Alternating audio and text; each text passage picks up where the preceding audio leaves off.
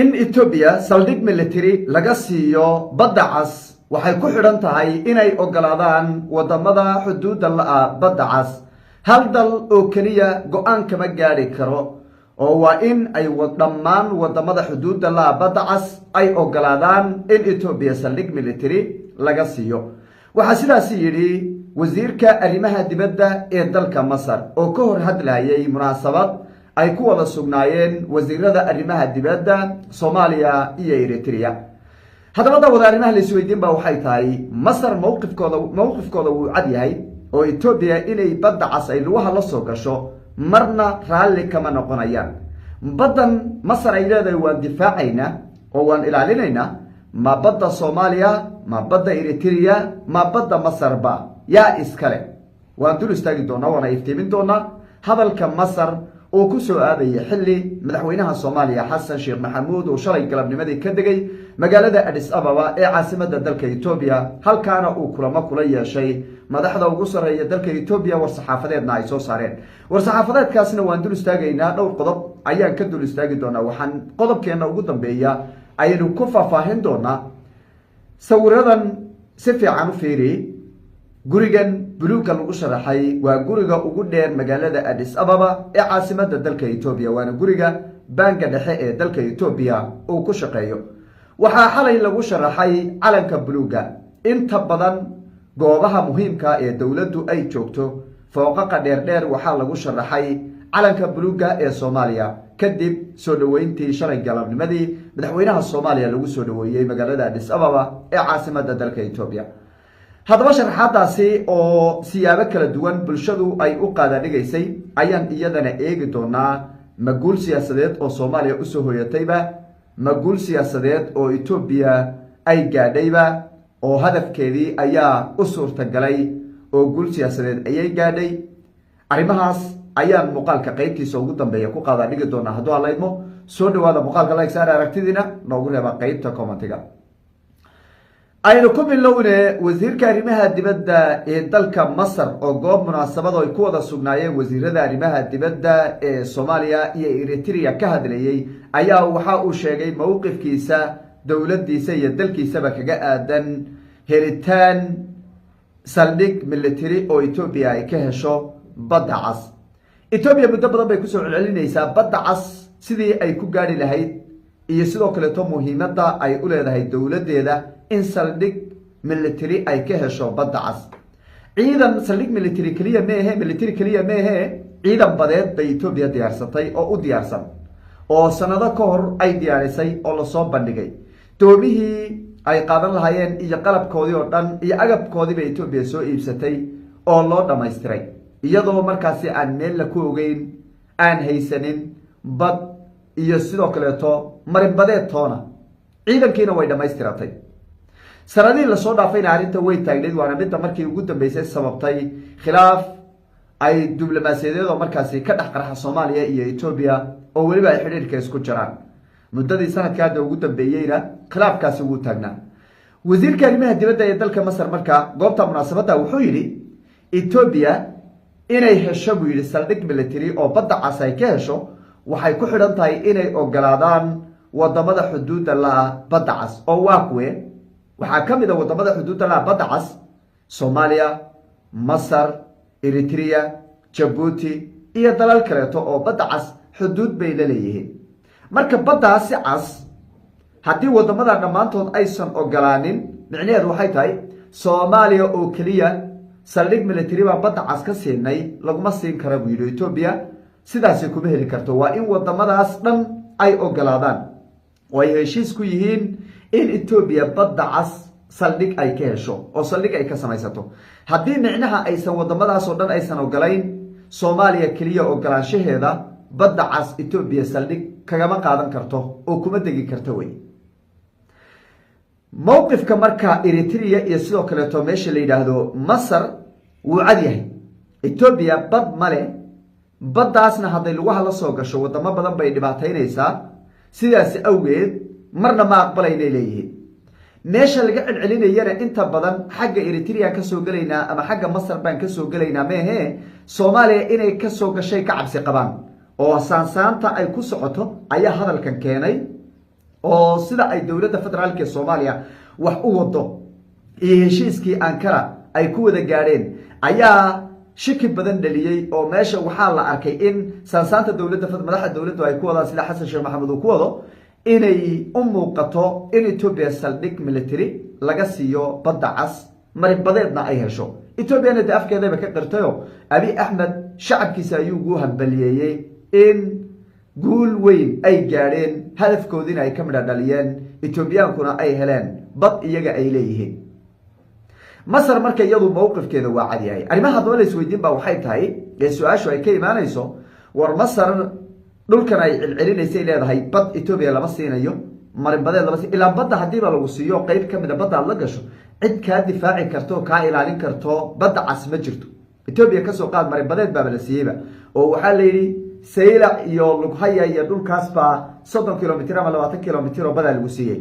bad kaliya marka lama siinayna barigeedana waa la siiyay moogta marka barigii bay qaadatay baddiina 20 kilomitir baa la siiyay kaba soo qaad deyntaas ay yeelatay ciidankii badda halka geysatay waxay samaysatay saldhig ciidan oo bariga ku yaalay samaysatay oo military ay samaysatay oo ciidanka cirka iyo ciidanka walba ay ka duuli karaan baddiina way haysatay oo 20 kaas la siiyay leedo heshiis baa la galay oo waa loo saxiixay yaa ka celin kara marka badda cas cid ka celin kartaa ma jiro saldhig ay rabtay samaysan kartaa waxay rabtay ka samaysanaysa kala dowladda kalluumaysiga ay geysanaysa shirkadaheeda dhan baa ka kalluumaysanay cid ka celinaysa ma jiro marka Masar marka inayba horta badda cas ay soo gaadhay Ethiopia waxa ka horeysa inay bad la siiyo Soomaa badii la siin lahaa bay Masar difaacaysa Eritrea ay difaacayaan oo leeyihiin ma yaan la siinin waayahay hadaba dhulka la difaacayay Masar ay difaacaysa iskale Soomaaliya iskale Masarna waxay difaacaysaa baddaadi bay ku difaacaysaa oo ay ka difaacaysaa raggii lahaa bay ka difaacaysaa oo leeyahay war hasiinina war ka daayay anagana dib bay noo keeni idinkana dib bay hadhow inii keeni ka daayay leedahay meel fog bay wax ka fiirinaysaa madaxdeeniina waxay u kala dhuumanayaan Addis Ababa oo madaxda Soomaaliya Addis Ababa u kala dhuumanayaan waa loo kala dhuumanaya caadi ah group baa loo kala dhuumanaya dawladdii ummadda Soomaaliyeed ay wax ka sugayeen xaalkeedu halka uu maraya wasiirka arrimaha dibadda wuxuu yiri marka wadamadaas oo aan isla ogolaanin lama siin karo buu yiri Ethiopia saldhig military lagama siin karo badda cas buu yiri waa in wadamadaas oo dhan ay isla ogolaadaan waxa uu sheegay in kulamada la sii wadi doono markaasi kulankaasi wuxuu ka dhacay Qaahira wuxuu yiri kulamada waa la sii wadi doonaa Muqdisho iyo Asmara ayaa lagu qaban doonaa oo Eritrea iyo Soomaaliya kulan madaxeedka wasiirada arrimaha dibadda way sii socon doonaan markii kulamadaasi labadaasi magaalo lagu qabto kadibna haddana waxaa dhici doona wiyo kulan madaxweynayaasha dhici doona wiyo oo saddexda madaxweyne oo iyadana arrintaasi looga arinsanayo sidii laga yeeli lahaa waynu eegi doonaa dhinaca kaleeto hadalkan ayaa ku soo aadaya xilli madaxweynaha Soomaaliya Xasan Sheekh Maxamuud uu shalay ka degay magaalada Addis Ababa ee caasimadda dalka Ethiopia kulamana uu la qaatay madaxda dalka Ethiopia war saxaafadeedna ay kulamadoodii iyo wixii ka soo baxay laga soo saaray oo xalayba la shaaciyay kulankaasi waxaa la shaaciyay in labada madaxweyne ama labada mas'uul ay ka wada hadleen sidii loo xoojin lahaa iskaashiga labada dal wax wada qabsiga labada dal ka wada shaqaynta amniga labada dal iyo sidoo kale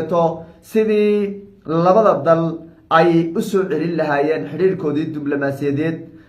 waxay sidoo kale baaq u direen labada caasimadood ee Addis Ababa iyo sidoo kale Muqdisho oo ku aadan walaalnimada iyo sidoo kale iskaashiga wax wada qabsiga labada dal iyo sidoo kale sidii ay labada dal u sii ambaqaadi lahaayeen baa la yiri iskaashiga dhinaca amniga dhinaca dhaqaalaha dhinaca wax wada qabsiga dhinac walbaba dhinaca diblomaasiyadda iyo sidoo kale sidii geeska Afrika looga dhalin lahaa xasilooni isla markaana gobolku uu u noqon lahaa mid xasiloon degan siyaasadiisuna ay tahay siyaasad waa iskaashi oo wax wada qabsi marka uu saxaafadeedka aad akhrido intaas buu ku meeraysanaya lama sheegin heshiiskii Ankara wixii lagu wada gaaray hambalyada Ethiopia iyo badda waan helay leeyihiin halka ay ka heleen sida ay u heleen waxaasoo dhan oo bulshada Soomaalida iyo soo kale Ethiopiankuba ay dhagaha u taagayeen oo ay sugayeen in lagu dhawaaqo lagama hadlin intaas lagu meeray sababta waxa la ogsoon yahay falcelinta ka dhalanaysa arinta meesha loo tagay marka intaas way ka baxsanay intaa hadda lagu meeraysanayo waa ka baxsanay oo muxuu ahaa waa run xidhiirka diblomaasiyadeed iyo iskaashiga waa sax laba dal walba oo kulma haddii xataa aysan waxba ka dhexayn ama ay isku dhoweyn iskaashiga labada dal waa wax waa erey siyaasadeed oo diblomaasiyadeed hadda fiiri kasoo qaad South Africa ma xuduud baan leenahay xuduud ma lihin Angola ma xuduud baan leenahay Zambia ma xuduud baan leenahay iyo Rwanda ma xuduud baan leenahay wadamada dhowr markuu madaxweynuhu dego labada madaxweyne waxay ka wada hadleen iskaashiga labada dal iskaashiga dhaqaale iskaashiga amni ee labada dal marka waa erey diblomaasiyadeed oo adduunka dhan u isticmaalo way kaas marka qorshaha laakiin loo tagay kaas ma ahayn qorshaha loo tagay wuxuu ahaa hirgelinta heshiiskii Ankara oo ku dhisnaa taabagelinta rabitaanka Itoobiya ah marinbadeed inay hesho waxa dhan ee la isku haystana marinbadeedkaas buu ahaa xiriirka diblomaasiyadeed inuu go'o maxaa keenay xiriirka iskaashi dhaqaale inuu go'o maxaa keenay xiriirka iskaashi dalku uu leeyahay inuu go'o maxaa keenay wixii keenay wuxuu ahaa Soomaaliya badda qaybtaasana noo rabnaa hana la siiyo Soomaaliya hana laga siiyo Soomaaliya tii yaa tanaasulay marka Itoobiya meelay ku tanaasushay ma naarag Soomaaliya tanaasushay oo maxay u tanaasushay rabitaanka Itoobiya inay marinbadeed ay hesho tanaasulkii marka Xasan Sheekh Maxamuud uu tanaasulay Abiy Ahmed ayuu u tagay magaalada Addis Ababa taabagelinteeda iyo hirgelinteeda waxaana ka dheehan kartaa qaabka loo soo dhaweeyay dabaaldegyada asbuucyadii ugu dambeeyay ka socda dalka Itoobiya madaxda dalka Itoobiya oo ku dhiiran guusha ay gaadheen inay tahay mid run ahaantii aan la soo koobi karin inay Itoobiyaanku 130 milyan ay bad helaan iyaga ay leeyihiin badda xagee laga helay badda Itoobiya ay lahaan jirtay waxay ahayd badda Eritrea kama helin marka waxay ka heleen Soomaaliya ila Soomaaliya jilicsan Eritrea way qoosteen 40 sano ay dagaal kula jireen oo qadda ku hayeen ilaa hadda dagaal ay kula jiraan taaka inta leego Eritrea way qabsan waayeen marka waxa la Soomaaliya si fudud kaga qaadanayna maxad faleeysan hadii tan way waxa weeye hada tan aad weeyday ma midana waay waxaan oo badan ugu wareegsan Abiy Ahmed waa banaan kula taagay si kastaba shaacinta warmurtiyeedkan madaxweyne Xasan Sheekh Maxamuud iyo sidoo kale Abiy Ahmed ay wada shaaciyeen waxba ku hoos duugan Etoobiyana marinbadeed baa la siiyay oo uu siiyay Xasan Sheekh Maxamuud labada dalna midkii carooday ee arinta ka booday Soomaaliya waxa midkii waxa weeye hadana tanaasulay Soomaaliya waxa midka wax laga qaatay wax laga doonayay markii hore lagu soo xadgudbay Soomaaliya waxa midka hadda wax loo waxa weeye wax ogolaaday ee wax laga qaatayna Soomaaliya weeye marka waa in horta sida loo fahmaa weeye baashu hoostay ka socotaa waynu eegi doonaa dhinaca kale soo dhaweynta Xasan Sheekh Maxamuud ayaa siyaabo kala duwan loo qaadaa dhigay kadib markii baraha bulshada lagu baahiyay muuqaalo muujinaya qaabka loo soo dhaweeyay iyo sidoo kale hab maamuuska dhinaca calanka Soomaaliya oo ka dhex muuqday magaalada Addis Ababa ee caasimadda dalka Itoobiya fooqaqa dheer ee ugu dheer magaalada Addis Ababa iyo sidoo kale wadooyinkii la sii marayay iyo goobaha madaxweynuhu ka degan yahay ayaa gabi ahaan baa lagu xardhay calanka Soomaaliya ee buluuga iyadoo waliba habka loogu xardhay uu yahay hab casriyeysan oo kala rahan lagu waxa weeye lagu xardhay fooqaqa dheer isagoo markaasi light ah calanka habkaasi loogu xardhay ee guryaha lagu xardhay ummadda Soomaaliyeed siyaabo kala duwan ayuu u qaada dhigaysay iyadoo waliba markaasi qolo walba ay ku bees gareeysay taageerada dhinaca ay la jirto haddaba adigay daawade sidee ayay kula muuqataa adigoo dhadhaxaad waliba u hadlaya habka loo soo dhaweeyay iyo sidoo kale calanka Soomaaliya ee magaalada Addis Ababa ka dhex babanaya ee dhinac walba lagu xardhay ma guul ay Soomaaliya gaadhayba adigoo dib u tixraacay heshiisyada rabitaanka Itoobiya waxyaabaha lagu heshiiyay helitaanka badda ay sheegayaan waxa soo dhan soo qaadanayo ku bees gareynaya ma guul Soomaaliya ay gaadhayba mise waa guul diblomaasiyadeed oo Itoobiya ay gaadhay oo calankan ay ku xardhayso arrimo siyaasadeed ayaa ku hoos duugan taasi waxaan u daynaynaa ummadda Soomaaliyeed ee qiimaha badan ee boqolaalka kuna ee bartayda YouTube-ka Warsama Media iyo sidoo kale barta Facebook-ka ee Warsama TV ku xidhan ayaan u daynaynaa sida ay idinla muuqato fadlan nagula wadaag qaybta commentiga muuqaaladeena dambe ayaa soo qaadan doonaa oo commentigaasi anagu waliba qof walba magaciisa raacinayna fadlan dadka waxaa jira qayb aysan waxa weeye emailkeedu aysan ugu qornayn magac saxa ama lambarra ay ugu qorayeen waxaan jeclaan lahaa commentiga aad soo qoraysaan inaad marka ugu horeysa magacaada oo saddexan aad soo raaciso. goobta aad joogto haddaad soo raacisana kaba si fiicanba, oo magacaada iyo halka aad joogto haddaad soo qorto kasi fiican. hadhow waxaan qoraynaa oo noo fudaanaysa hebel hebel oo jooga halkaas iyo halka wuxuu yidhi sidaa iyo sidaa, aragtidiisu waxay la muuqataa saas iyo saa. waxbana qoraalka ha dheeraynina, aragtidiinu waa noo muhiim. waxaad kusoo koobaysaan oo keliya waa ceeb siyaasadeed anigoo jooga magac hebel hebel oo magacayu saas yahay, waa ceeb siyaasadeed waana gul diblomaasiyadeed oo Ethiopia ay gaadhay,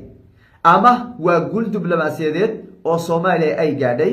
oo arrintaas Ethiopia waa laga keensaday. intaas baad kusoo koobaysaan. fadlan nagu soo biir oo naga mid noqo, aragtidaadana sidaasi nagula soo wadaag. waa inay ka mahad celinaa mar walba xidhnaashaha ugu xidhantihiin iyo sidoo kaleta sida qiimaha badan eed nala socotaan. mahadsanidin ayaan leenahay.